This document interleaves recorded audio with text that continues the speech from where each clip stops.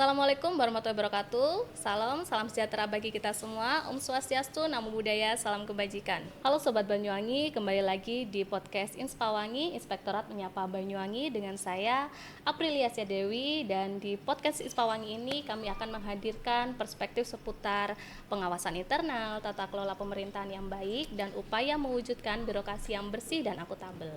Sobat Banyuwangi pasti sudah banyak yang tahu kabar hebat yang diraih oleh Kabupaten Banyuwangi, yaitu meraih predikat AA dalam penilaian sistem akuntabilitas kinerja instansi pemerintah atau yang biasa kita sebut dengan SAKIP. Kabupaten Banyuwangi ini merupakan kabupaten pertama di Indonesia yang meraih predikat AA, dan untuk kategori dari provinsi diraih oleh Daerah Istimewa Yogyakarta, sedangkan untuk kategori kota diraih oleh pemerintah kota Surabaya.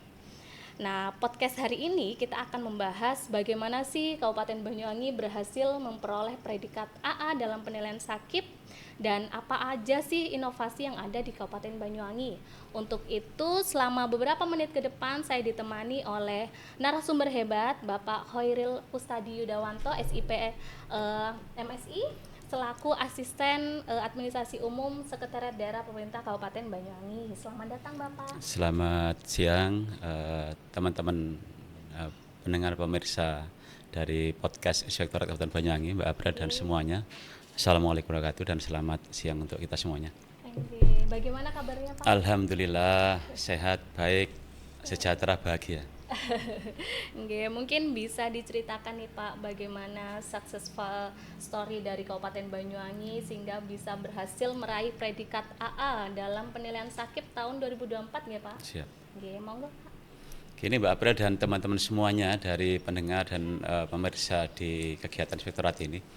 Sebenarnya kalau kita ini bicara SAKIP, jangan semata-mata ini adalah persoalan administrasi.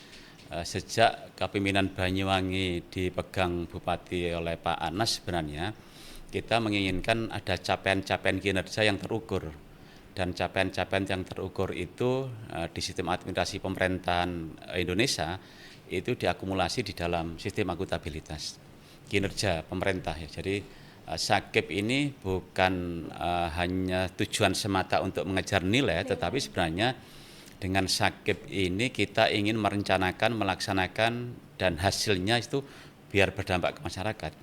Mengenal Banyuwangi tentu kita dulu kan punya banyak keterbatasan, banyak isu Banyuwangi jadi kota santet, Banyuwangi dengan luas wilayah yang seperti itu, kemiskinan tinggi dan disparitas wilayah sangat kuat. Tetapi dengan kinerja bareng bersama-sama, dengan juga keterbatasan, tentu ada program prioritas. Dari program prioritas itulah kita mengenal 234, ada program wajib, unggulan, dan penunjang. Dari program itulah kita ini berpikir dengan semua potensi dan strategis yang dimiliki oleh Kabupaten Banyuwangi. Waktu itu di eranya Pak Anas, kita ini ingin bekerja kolaborasi, ingin bekerja bersama-sama, membangun tim super tim yang hebat. Untuk apa targetnya? Ya untuk mengejar menuntaskan visi misi Bupati Kepala Daerah.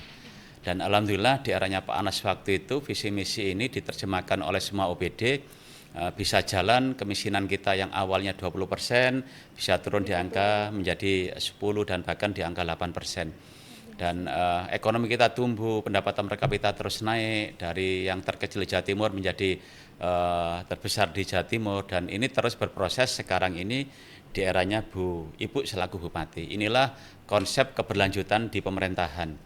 Jadi konsep keberlanjutan ini penting untuk Banyuwangi karena memang secara kinerja, secara tim ini proses terus berjalan.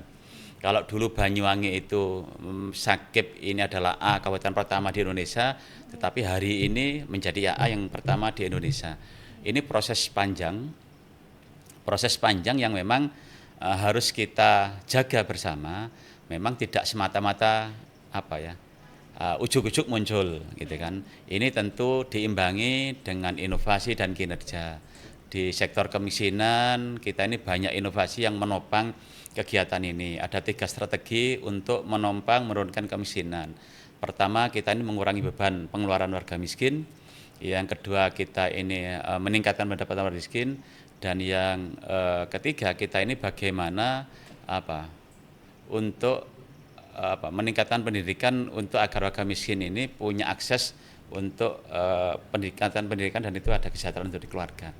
Dengan program-program itu ada program inovasi rantang kasih, tetapi inovasi ini kalau tidak berdampak kepada masyarakat, kalau inovasi ini hanya sekedar inovasi, tetapi tidak ada output dan bahkan outcome-nya, tentu ini percuma saja.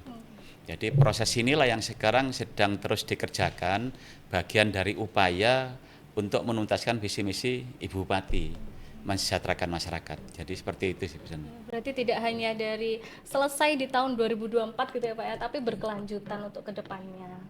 Nah, untuk mempertahankan ini juga pasti sulit ya Pak ya. Mungkin ada kiat-kiatnya Pak untuk Kabupaten Banyuwangi mempertahankan nilai agar tidak hanya terhenti di 2024, tapi untuk tahun selanjutnya juga harapannya tetap memperoleh yang maksimal gitu Pak. Iya Mbak Apri, jadi memang tugas berat kalau kita ini hanya ngejar nilai, tentu tugas beratnya adalah mempertahankan. Tetapi kan Banyuwangi ini di bawah kepemimpinan Ibu Bupati dan kita ini melanjutkan era kepemimpinan di Pak Anas, kita ini sudah terbangun cara kerja, kolaborasi, sinergitas antar OPD. Fondasinya sudah ada Sudah sangat kuat. Jadi Pak Anas sudah meletakkan fondasi yang kuat untuk struktur birokrasi pemerintahan dan kinerja, dan hari ini dilanjutkan di eranya Bu Ibu.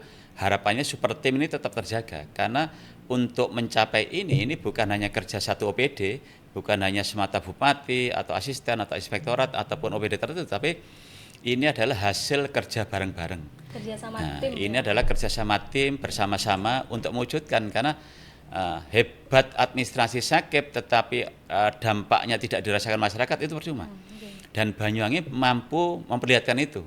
Di capaian-capaian kita hari ini, kita di tahun 2025 target kemiskinan kita ini kan turun cukup besar memang. Hari ini kita turun di 0,42%. Itu sehingga kemiskinan kita dari awalnya di 6,54 itu menjadi 6,013%. Ada progres di penurunan kemiskinan. Kemiskinan ini tidak semata-mata kerjanya Dinsos satu OPD, tetapi kemiskinan ini ditopang oleh banyak OPD.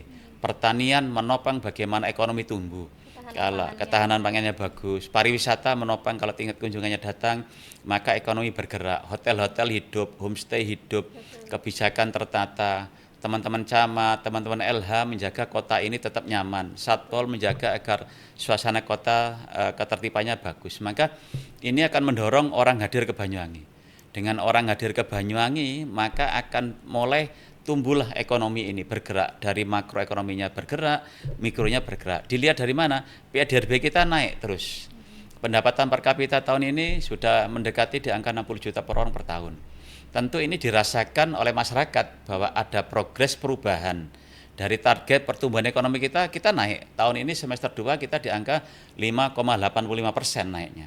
Dari target kita tahun kemarin hanya 5%. Jadi ada pergerakan di perekonomian dan itu menopang dari target capaian. Inilah esensi sesungguhnya sakip. Jadi sakip itu dinilai tidak hanya, jadi ada yang direncanakan tetapi dilaksanakan, evaluasinya itu berdampak.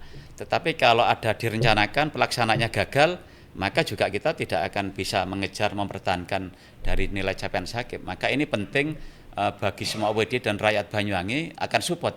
Jadi kalau rakyat Banyuwangi tidak support, hari ini misalnya hari santri, kita mensupport hari santri, dan kalau hari santri hanya dimaknai hanya pakai sarung, pakai kopiah, ya kita selesai. Tetapi kalau itu dimaknai sebagai kebersamaan, ada kolaborasi, bahwa pemerintah daerah tidak mungkin bisa bekerja sendiri. Bupati tentu harus didukung oleh para ulama, teman-teman kiai, pondok pesantren, agar progres capaian-capaian kinerja, program-program kegiatan itu didukung penuh sehingga ada dampak ekonomi dan kesejahteraan untuk masyarakat. Oke, jadi sakip ini bukan hanya nilai nggih Pak, tapi Bukan. berorientasi pada hasil nggih. Dan tentunya perolehan tersebut didukung juga dengan inovasi-inovasi yang diusung oleh Kabupaten Banyuwangi, dan inovasi yang tentunya juga harus didukung oleh masyarakat juga nggih Pak. Siap. Harus bersinergi, harus saling kerjasama tim lah nggih Pak. Oke, lah untuk inovasinya Pak, mungkin ada cerita menarik mungkin Pak ketika salah satu inovasi itu dilaksanakan, mungkin ada cerita menarik tentang bertemu dengan masyarakat atau dampaknya dirasakan oleh masyarakat mungkin Pak. Ya kita ini kalau bicara inovasi, karena kan divisi misi Bupati di Sakip itu kita mengejar indikator kinerja utama namanya. IKU kita ini kan mengejar penurunan kemiskinan, peningkatan IPM, terus pertumbuhan ekonomi dan IKM. Kalau kita ini bicara penurunan kemiskinan, kita ini tadi ada 3 strategi tadi: memutus, mengurangi, dan meningkatkan. Jadi salah satunya adalah mengurangi beban pengeluaran warga miskin itu dengan apa? Bupati ada inovasi namanya Rantang Kasih. Di Rantang Kasih ini pemerintah Kabupaten Banyuwangi bekerjasama dengan para pihak, dengan pengusaha, dengan Basnat adalah memberikan kiriman rantang makanan bagi warga miskin yang sebatang kara. Tentu ini mengurangi dalam artian biar masyarakat yang sudah punya uang itu tidak harus keluar uang lagi, karena kebutuhan pokoknya untuk makanan harian itu disupport oleh pemerintah daerah, baik dari anggaran APBD maupun juga dari kerjasama dengan Basnas dan para pengusaha. Untuk meningkat atau memutus mata rantai, kita meningkatkan pendidikan. Meningkat pendidikan dengan cara apa? Kita ada program Banyuwangi Cerdas, siswa asuh sebaya dan sebagainya. Itu salah satu inovasi yang dipakai untuk memutus mata rantai di dalam kemiskinan. Karena apa? Kalau ini berjalan dan terus kalau untuk peningkatan pendapatan, kita ada UMKM naik kelas gitu ya. Ada program-program perekonomian, ada jagoan tani, ada jagoan digital. Itu bagaimana agar ada tumbuh pengusaha dan itu mampu menarik lapangan pekerjaan, dan kalau bergerak semuanya maka secara makroekonomi ada pergerakan. Harapannya sih kemiskinan kita turun. Dan tadi saya sampaikan kemiskinan kita ini memang turun. Kemiskinan kita terkecil di Jawa Timur ini kan di angka 5,013% untuk tingkat kabupaten ya. Sementara pendapatan per kapita kita naik ini mampu di angka 62 juta per orang per tahun. Berarti apa? Apa yang dikerjakan, inovasi yang dilakukan oleh teman-teman OPD, nindak lanjuti arahan Ibu Bupati itu memang berdampak dirasakan oleh masyarakat, Mbak April. Jadi seperti itu. Menarik ya Pak, saya dengar. Jadi gak hanya untuk inovasi ini untuk satu target, tapi bisa berkelanjutan ya Pak. Dari orang tuanya, anaknya diberikan pendidikan, terus usahanya dikembangkan. Nah itu benar-benar saling berkaitan ternyata ya Pak, inovasinya luar biasa. Oke, selain inovasi yang disebutkan oleh Bapak, saya juga dengar ini ada bansos digital Pak. Oke, pripun Pak? Mungkin bisa dijelaskan?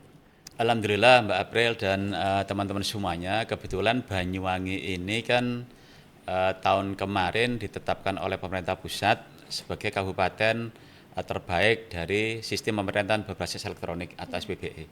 Skor indeks kita cukup tinggi, jadi di Indonesia kita terbaik. Di sisi lain, kerja-kerja untuk menurunkan kemiskinan kita itu secara statistik angkanya itu memang turun. Kita di angka 5,013%. Jadi dari sisi pemerintahan berbasis digital kita ini oke, terbaik, dan kemiskinan kita ini turun, kerja-kerja kita berjalan, maka pemerintah nampaknya memberikan kepercayaan kepada Banyuwangi untuk dijadikan piloting di dalam penanganan kemiskinan secara digital. Dan kita alhamdulillah kepercayaan dari Presiden Prabowo itu direspon oleh Ibu Bupati Banyuwangi, dan beliau memerintahkan kepada semua OPD agar bahu-membahu bekerja sama-sama, karena dengan proses program Perlinsos Digital ini akan memberikan kepastian kepada warga masyarakat yang membutuhkan, ada transparansi, bantuan menjadi tepat sasaran. Jadi dengan digitalisasi itu kita oke. Karena apa? Memang di awal tahun Ibu Bupati melonsing ada inovasi namanya B1 ID. B1 ID itu satu NIK itu bisa dipakai untuk semua pelayanan.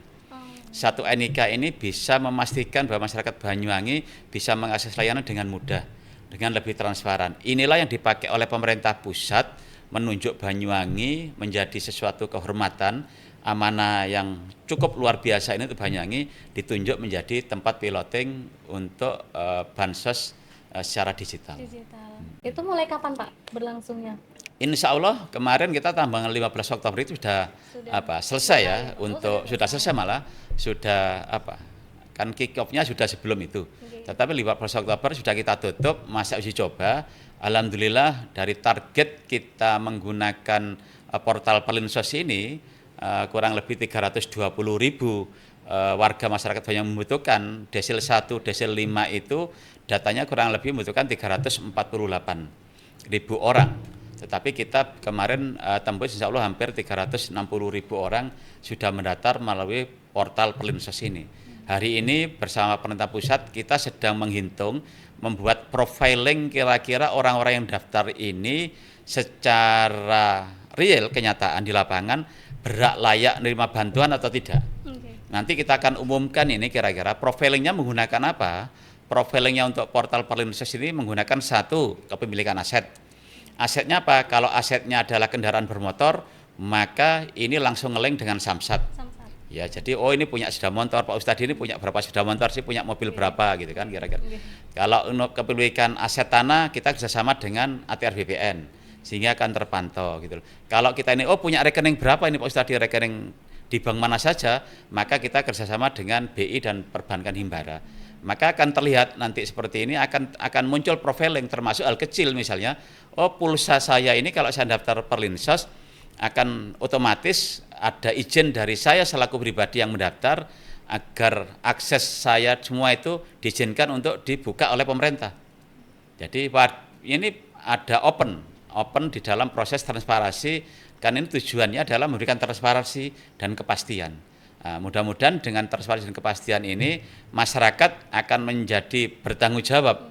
Kalau saya masuk di dalam portal Perlinsos, satu, maka saya mengizinkan data-data saya secara otomatis boleh dibuka oleh pemerintah. Ya, data yang tadi saya sampaikan ada banyak item, boleh dibuka itu termasuk pulsa 1 bulan habis berapa. Belanja kita akan sampai sedetail itu akan terlihat.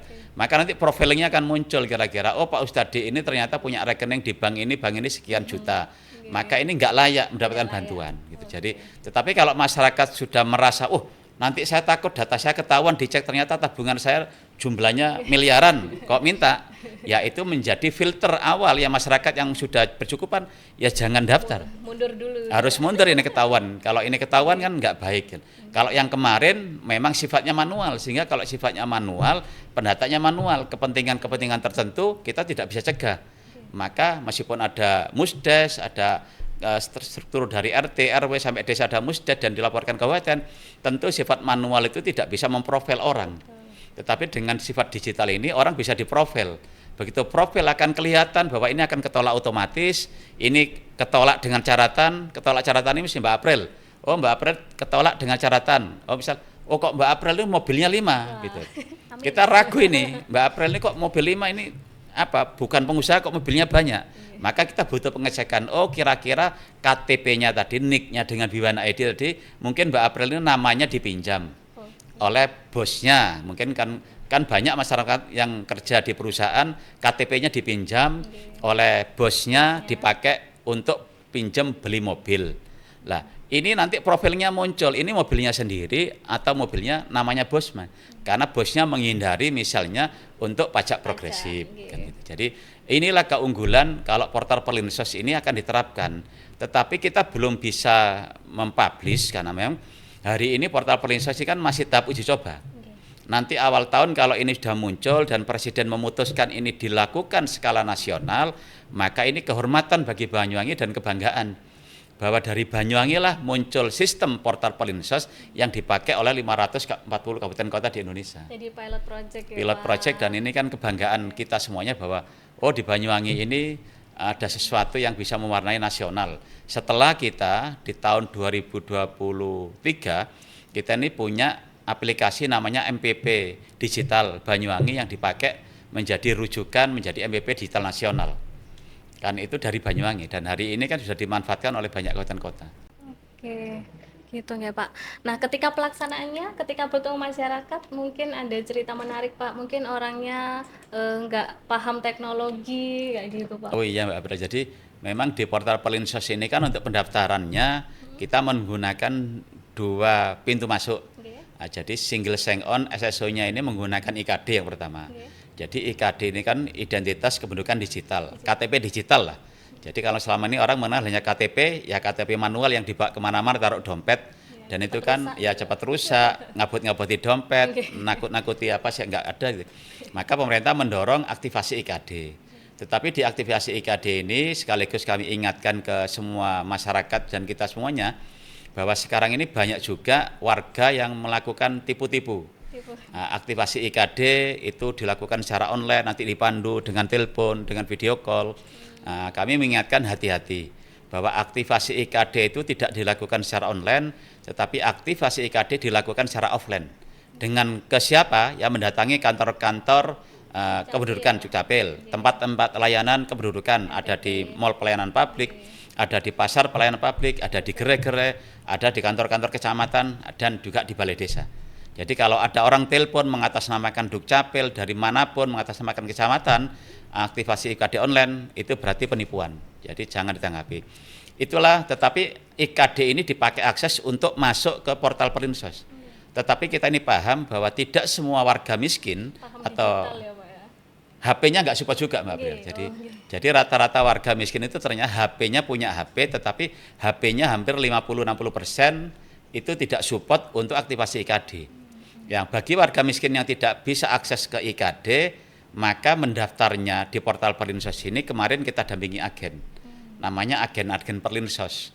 Dan sebenarnya agen Perlinsos di tahap awal itu hanya adalah pendamping PKH dan TKSK. Tetapi pada saat kita tim rapat ketemu dengan Ibu Bupati, arahan Ibu Bupati, pendamping Perlinsos ditambahkan arahan Ibu Bupati adalah melibatkan kader-kader Dasawisma. Kenapa kader-kader Dasawisma? Karena kader-kader Dasawisma ini kan di setiap RT ada.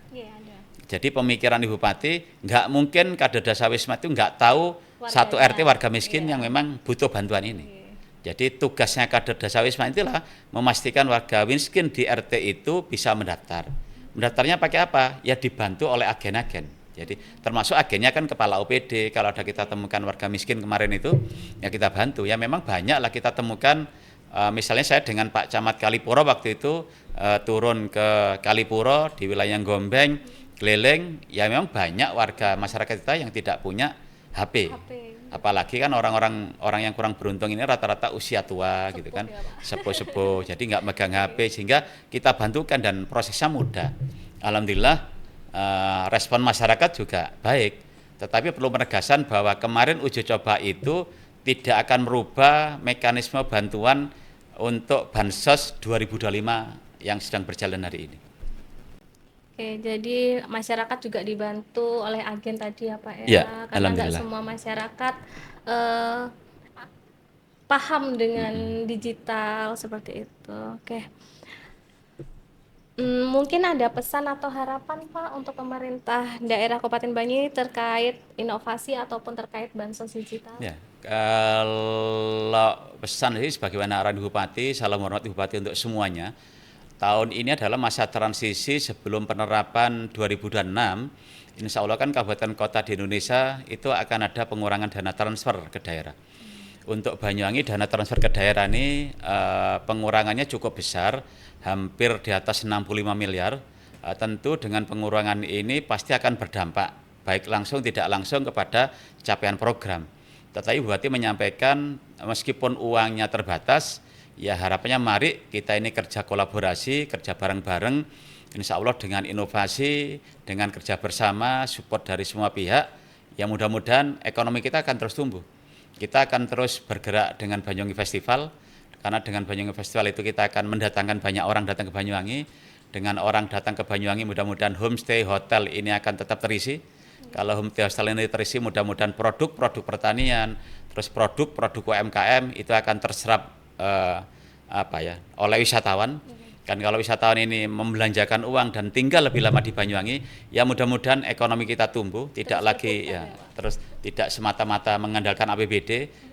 Dan harapan kita ini Bupati mendorong terus kita semuanya, ya kita terus inovasi, kita terus akan memacu menurunkan kemiskinan meskipun anggarannya berkurang cukup besar, tetapi yakin di bawah kepemimpinan Bupati dan kekompakan semua OPD, ya kita berharap masyarakat juga akan support, masyarakat akan mendukung kinerja pemerintah daerah yang kalau ini antara banyak pihak ini kolaborasi dengan dukungan Forkopimda, ya mudah-mudahan lah kami yakin Banyuwangi tetap akan tumbuh, kemiskinan tetap akan bisa dikurangi. Apalagi kita ini punya inovasi, ada Banyuwangi Berbagi, ada kalau layanan itu kalau untuk kependudukan ada Godok, untuk layanan masyarakat yang disabilitas, kita datangi ke rumah, kita bantu layanan tanpa melihat jumlah orangnya, tetapi pemerintah daerah hadir, negara hadir untuk memberikan layanan terbaik. Kita Bupati juga punya inovasi bunga desa untuk